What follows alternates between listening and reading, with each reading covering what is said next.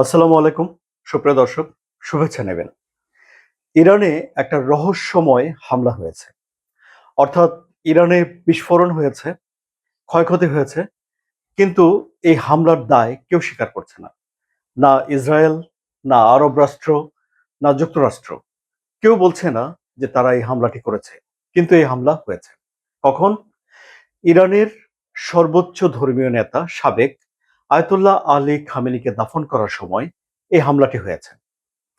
বৃহস্পতিবার সকালের দিকে স্থানীয় সময় যে সেন্ট্রাল কমান্ড রয়েছে, মানে যুক্তরাষ্ট্রের সেন্ট্রাল কমান্ড, তারা বলেছে যে ইরানের উপরে ৯০টি লক্ষ্যস্থলে হামলা করার পরে তারা তাদের অভিযান শেষ করেছে।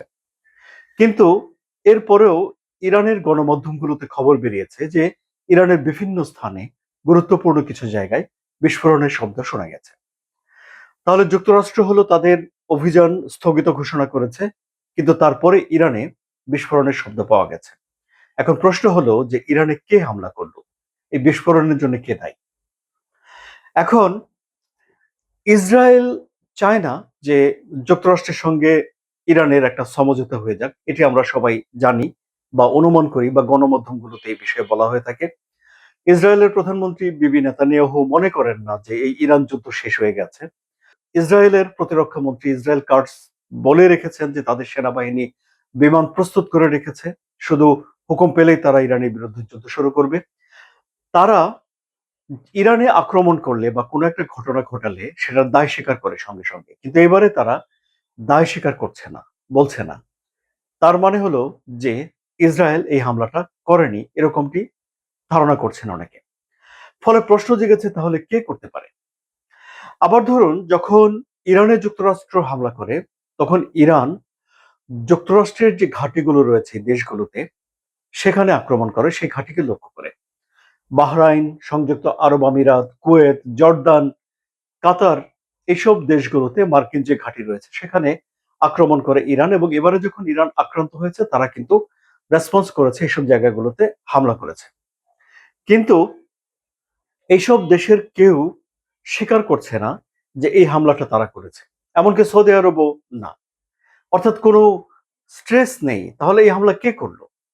এটা একটা অত্যন্ত বড় রহস্য হয়ে দাঁড়িয়েছে যে হামলা হলো বা বিস্ফোরণ হলো ইরানে, কিন্তু সে বিস্ফোরণের কারণ কি, সে বিষয়টি জানা যাচ্ছে না। তো এটি আপাতত রহস্য রইল। যখন এই বিস্ফোরণের কারণ জানা যাবে বা একটা গ্রহণযোগ্য ব্যাখ্যা পাওয়া যাবে, তখন আমি আপনাদের কাছে আবারও আরেকটা কন্টেন্ট নিয়ে হাজির হব। কিন্তু এই বিষয়টি আপনাদের মাথায় থাকুক যে ইরানে কিছু বিস্ফোরণ হয়েছে, যে বিস্ফোরণে কেউ দাবি স্বীকার করছে না।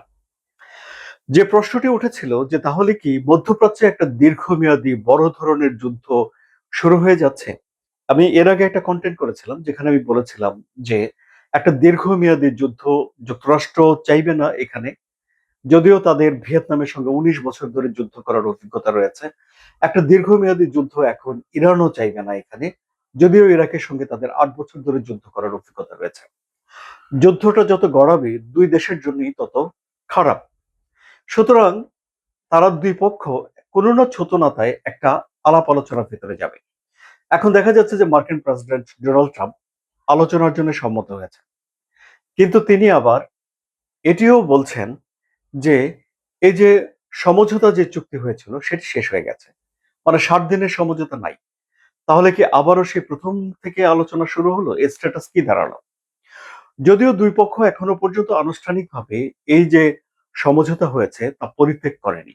যতক্ষণ পর্যন্ত না আনুষ্ঠানিকভাবে পরিত্যাগ করছে, ততক্ষণ পর্যন্ত ধরে নিতে পারি আমরা যে সেই সমঝোতা বহাল আছে।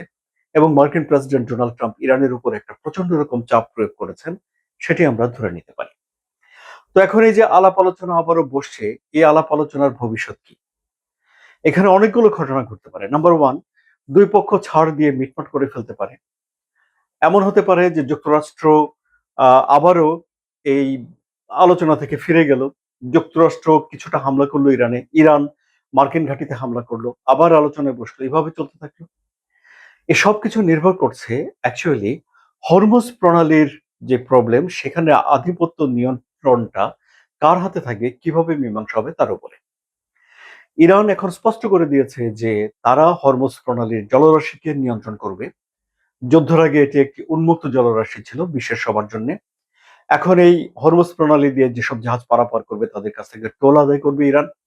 যুক্তরাষ্ট্র এই বিষয়টি কোনোভাবে মানতে পারছে না।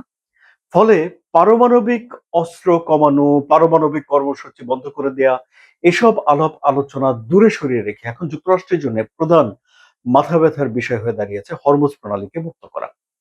কারণ হরমুজ প্রণালীতে যুদ্ধের আগে 1/5 তেল পরিবাহিত হতো, 1/3 সার পরিবাহিত হতো, মধ্যপ্রাচ্যের দেশগুলো এর উপরে নির্ভর করে।